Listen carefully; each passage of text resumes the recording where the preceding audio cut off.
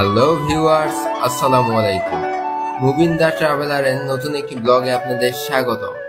আজ আপনাদের নিয়ে এসেছি দার্জিলিং এর একটি মনেস্ট্রিতে।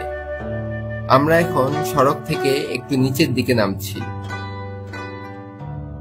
ওই সামনে আপনারা দেখতে পাচ্ছেন দার্জিলিং শহর।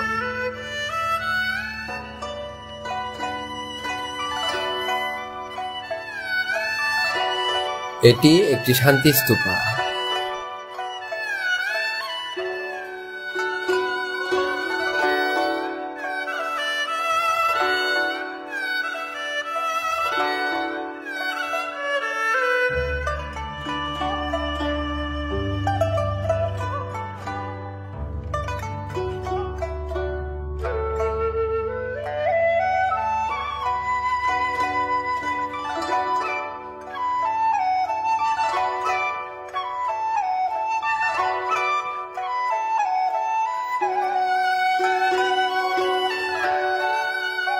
কি অপরূপ কারুকার্য দিয়ে মনেস্ট্রিটি তৈরি করেছে।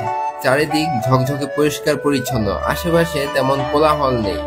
এখানে আসলে আপনারা হারিয়ে যাবেন ভিন্ন এক জগতে।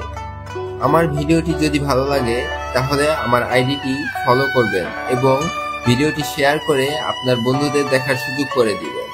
ধন্যবাদ।